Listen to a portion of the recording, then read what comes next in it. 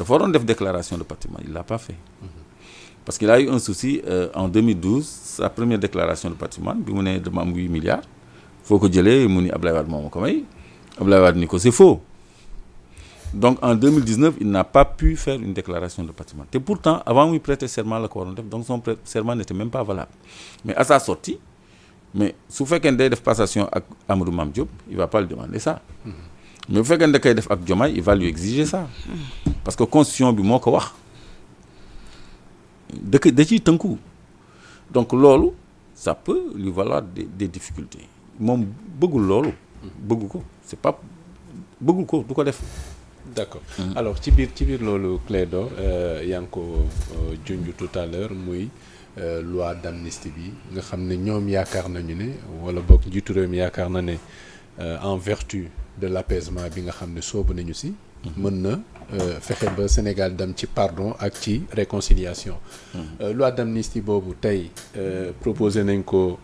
en tout cas teg nañ ko sur la table du président de l'Assemblée nationale la commission des présidents a été convoquée cet après-midi à 15h certainement dinañu tàmbale procédure ba keroog ñuy def vote bi loi d'amnistie boobu opposition bi en tout cas d'accord ñu si mais ñu ngi libérer des détenus politiques c'est en vertu de l'apaisement la loi d'amnistie entre dans ce cadre-là paradoxe amul bu fekkee ne dañ nangu gars yi génn ba pare ñu ne loi d'amnistie du fi am nuñ ko mën a expliquer waaw li ñu ko mën a expliquer mooy li ñuy ragal mooy exaction yi fi amoon ñu rey fi ay nit yu bëri te ñu indexé woon force de l'ordre yow examiné nañ fi le rapport du département d'État américain en 2022 bi nga xam ni dafa pointé woon du doigt l'État du Sénégal ni woon ces exactions et exécutions sommaires ont été commises par le gouvernement ou en son nom ba noppi indexé les forces de l'ordre temps yooyu la ñu amoon beaucoup de journalistes dans les prisons ay ñoom Pape Alé Niang ay ñeneen ñu bëri ñu nekkoon ci prison yi donc ñu defoon benn rapport bu joxoñ baaraam État du Sénégal mais au mois de juin également ce qui s'est passé dafa grave ba récemment il y a eu 4 morts donc nit ñi il y a même un collectif des familles des victimes bu organisé wu pour que justice leur soit rendue léegi ñooñu ñoo bëggul dégg affaire amnistie ñooñu ñoo bëggul ñi nga xam ni les bourreaux les nervis ceux qui ont fait des bavures ñu nekk du côté de la gendarmerie ou du côté de la police plus les donneurs d'ordre ñu mën a mucc ci justice su ëllëg parce que ñoom bu ñu defee tous leurs efforts pour dëkk bi changer opposition bi jël pouvoir pour ñu teg dëkk bi ci justice la baale kenn bañu ko Afrique du Sud moo gënoon metti mais ñëw ñu rek def pardon vérité et réconciliation lañu def ils ont fait des enquêtes situer les responsabilités nit ñi ñëw def seen mea culpa ñu xam au moins ce qui s'est passé après ñu effacer pour avancer parce que ils ont traversé des décennies de crises yu sanglantes donc ñooñu ils avaient de bonnes raisons pour effacer ba noppi dem de l'avant mais fii bu fekkoon ni dañu jiital lumière enquête justice doog a baale on l'aurait compris moi j'ai bénéficié d'une loi d'amnistie mais j'ai été jugé et condamné d'abord mais bu fekkee ni Didier Badji Fulbert Sambou léegi seen cas dafa nar a sey nii seen ay mbokk ñàkk pour de bon ñi ñu fi rey boobu ba tey seen ay mbokk ñàkk pour de bon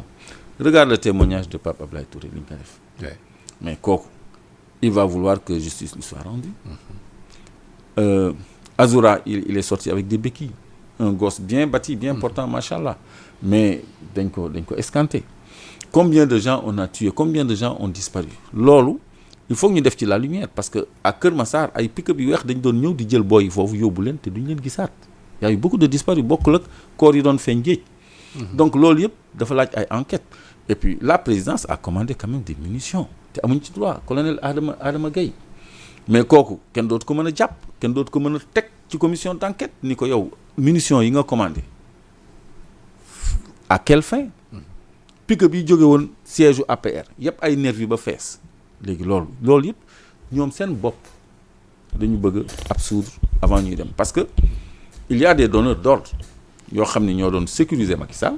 ñooñu du ñu nangu Macky Sall dem sans lijjanti seen gannaaw donc loolu mooy motivation wu loi d'amnistie parce que dafa am ñoo xam ne ils sont trempés jusqu'au cou te comme je t'ai dit vous avez vu même doomu Macky Sall dem Grand Yoff di jaay guerrier ànd ak ay gars yoo xam ne ay bandi lañu di leen financer ay Jakarta ay xaalis mu am ay vidéo yu ko attesté hein même récemment ils sont tombés chaque jour on a des preuves supplémentaires qui s'ajoutent à des charges yoo xam ni clairement établies parce que quand même dossier CPI bu leen ko xeeb de il y a un rapport tu as le rapport la CPI la CPI non pas encore non dinaa la ko jox nga ngeen attaché ko à la vidéo ñëpp am ko parce que loolu c'est très très grave il y a des vidéos il y a des certificats de gens de mort attestant de mort par balle il y a des transferts d'argent ay Wave ay 300 000 yu ñu jox ay nervi te reçu électronique la numéro émetteur bi ak numéro récepteur bi da ciy nekk ak seen identité donc yooyu yëpp ñu ngi ko consigné ci benn document boo xam ne am na version électronique ak version papier loolu moo leen tere nelaw en fait parce que loolu dañ leen jàpp ba pare te jotaguñu ci nguur gi oui parce que loolu mooy problème bi moo tax ñu bëgg cette loi d'amnistie donc opposition bi bañ loi d'amnistie boobu ñoom loolu lay bañ ñu raw ñi def ñaawteef yooyu rek la ñuy bañ ñu raw. vous êtes pour ou contre? Moi je suis contre. D'accord. Alors tout à l'heure je suis pour la lumière. Oui, tout à l'heure wax nga ko vous êtes revenu là-dessus. Par rapport ak yow sa bopp bénéficier nga d'une loi d'amnistie je pense que c'est la loi d'amnistie Ezzan si je ne me trompe pas en 2005 avec le président Abdoulaye Wade. Alors que ni peut-être moom sax du woon ci magistère am yow ci nga amee woon ay jafe-jafe dans ce truc de l'assassinat de Maître Sèye. Est-ce que dans ce cas-là tey c'est juste que yow vous soyez contre cette loi d'amnistie sachant que ni yow vous avez eu à bénéficier quand même d'une loi d'amnistie tey jii. Moi j'ai jamais demandé à bénéficier d'une loi d'amnistie. Nous tous maag samay co-inculpés yi on a exigé l'abrogation de la loi Ezzan pour faire la lumière parce que fi mu nekk nii affaire bi mënatul leer c'est quelque chose contre une étiquette qu'on te colle que tu ne peux plus enlever parce que il y a le verrou de la loi d'amnistie. En 2017, j'ai demandé que l'Assemblée nationale inscrive à son ordre du jour l'abrogation de la loi Ezzan pour projeter un faisceau de lumière sur cette ténébreuse affaire ou cette affaire voulue ténébreuse. Kooku c'était une demande. Léegi ñoom ñu ni dossier bi réer na mën leen man j'ai le dossier dañ ma woo ni ma bàyyi loolu tegal loolu ci suuf ils veulent pas en parler. Mais waruloo ko teg donc ci suuf. mais du man maa mën a yëkkati parce que y a une loi d'amnistie. parce que yàgg nga ko wax man suivre naa la sa émission bi nga defoon avec Ahmed Aïdara seen jotaay nga ni da nga bëgg la réouverture de ce dossier. waaw pour leeral mbir yi. waaw mais ñoom amnistie bi moo bañ parce que amnistie loolu mooy problème parce que xam boo xasee voté ba pare pour yëkkati ko ak moo jafe parce que y a une disposition gis ngeen mu ngi ci article 5 bi ñu proposé. interdit aux magistrats et à tout fonctionnaire dañ ko modifier légèrement. De laisser subsister sous quelque forme que ce soit dans un document écrit administratif ou autre les faits amnistiés donc loolu mooy contrainte bi léegi man Penda j'avais bénéficié également en 91 d'une loi d'amnistie sous Abdou Diouf après les événements de 88 il y avait des attentats à la voiture piégée ñu jàppoon ci ñun ak rebelle Casamance yi ñoo bokkoon même loi d'amnistie 2 lois d'amnistie la am loolu def naa ñu bëri xamuñu ko moo tax toujours il faut que je le précise te maa ngi waaj a am une 3e loi d'amnistie parce que loi d'amnistie bi bu ñu ko voté man 2021 jàppoon nañ ma pour menace de trouble à l'ordre public menace de trouble à l'ordre public hein dossier bi dem ci juge bi procureur Bassirou Gueye mu may dégg mu bindal ma création de mouvement insurrectionnel provocation aux crimes et délits association de malfaiteurs. mooy bés bi nga joxee stratégie un peu partout. déedéet boobu conférence de presse laa def. ni il faut organiser des comités de résistance dans tous les quartiers.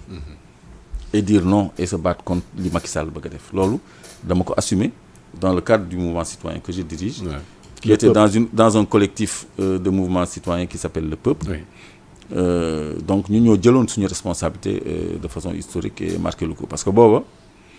ñu ngi pourchasser tous les leaders de Pastef di leen emprisonner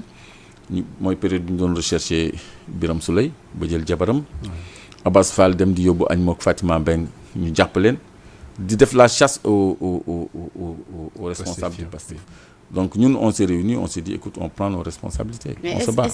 léegi man jàppeewuñu ma woon ci loolu je précisais seulement que du loolu lañ ma jàppee woon. Bien après la ñu prétexté d'un audio pour m'arrêter man ak ñoo xam ne seen yoon nekku ci. comme Guy Marius Sagna yoonam nekku ci, Assane Diouf yoonam nekku ci. Donc c'est pour dire que amnistie bii di ñëw man dama ciy duggaat te pourtant je suis contre mais feew 2021 yooyu day dugg ci amnistie bi liberté provisoire laa ci am. Kenn relaxé wu ma ci kenn jugé wu ma ci liberté. Oui, c'est-à-dire je veux dire par là pour vous et les autres qui sont contre, est-ce que quelque part c'est juste par rapport à ceux-là à qui cette loi profite? Oui, parce que on veut justice.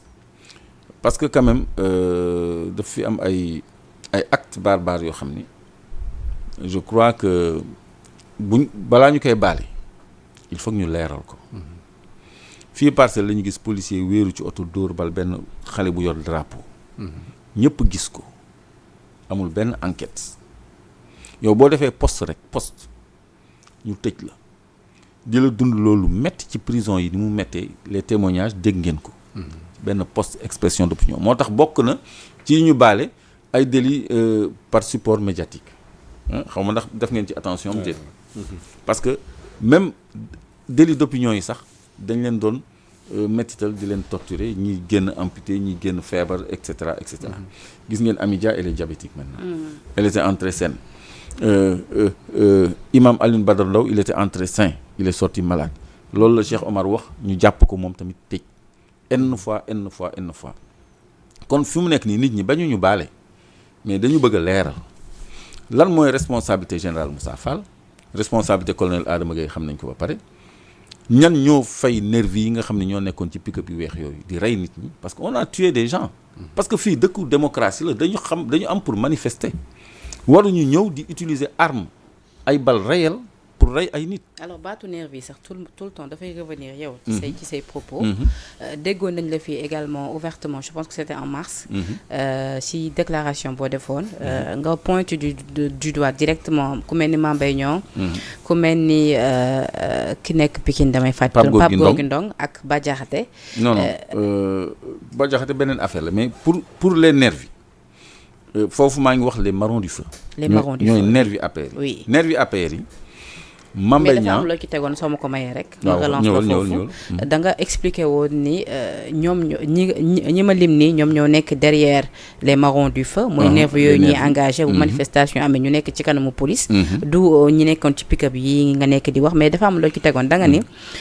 bu ñu fi faatatee nit. wala ñu faat fi étudiant yéen di ngeen jug ngeen jàmmaar la ak ñun. la riposte s'abattra tout récemment gis nañu commanditaire. oui tout récemment gis nañu manifestation amaat fi am étudiant bu ci génn àdduna ban taxawaay ngeen ci am. waaw étudiants yooyu ñun ñu ngi xalaat pistu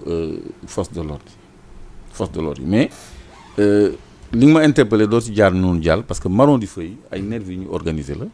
yoo xam ni Pape Gorgui Ndong ak Mame Mbaye Niang ñooy xëccoo paternité kii ni man la kii ni yow la président Macky Sall daf ko approuvé tuddee ko action protection et riposte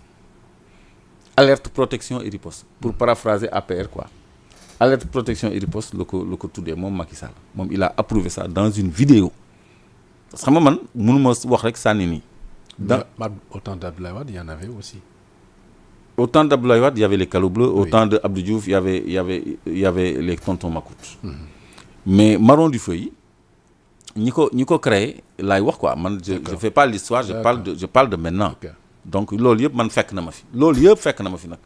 te nekk naa ci acteur te ba léegi je peux pas prendre ma retraite parce que xale yi il faut que ñu accompagner leen donc ñooñu dañu am responsabilité ci montagne bi récemment rek la ñu piégé kenn koo xam ne dafa doon recruter di fay ay journée 25 000 ak yooyu tout ça donc yooyu la ñuy dénoncer yooyu la ñu bëgg a leeral situer responsabilité yi après bu ñu leen di baal ñu baal leen mais ñëw rek effacer tout par perte et profit loolu je crois que nit ñi duñ ko mën a accepter parce que y a un problème de justice parce que président Macky Sall ci dialogue national bi nee nañ ko mais les familles des victimes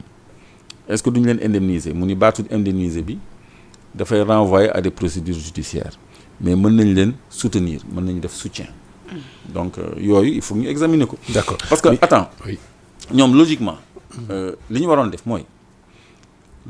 les familles des victimes ñu woo leen au lieu ñu def dialogue national ñu woo famille des victimes ni lii ak lii moo fi xew lii ak lii la ñu bëgg pour jàmmu Sénégal. mais ñooñu mën nañu d'accord bu boobaa ñu jàllale loi bi sans problème. D'accord mais fii dans l'exposé des motifs dans l'article 3 de l'exposé des motifs on dit que l'amnistie ne préjudicie pas aux droits des tiers. au droit c'est-à-dire bu ma yàqee sa station ñu jàpp ma yóbbu le tribunal pour nga fay ma xaalis. dommage intérêt ma évaluer le préjudice à 15 millions. loolu amnistie du ko effacer. kon est-ce que parce que loolu du yëfu état c'est le bien d'un tiers loolu amnistie du ko effacer. et la vie humaine. fu ñu koy classer à ce moment-là. mais loolu mooy problème bi. loolu mooy problème bi parce que ñun loolu la ñuy amnistier bàyyi les dégâts matériels ku ñu yàq sa alal bon non ku ñu yàq sa alal boo amee le coupable. day fay malgré amnistie. loolu moo bokkul ci amnistie bi laa bëgg a wax. et les crimes économiques. non les crimes économiques bokk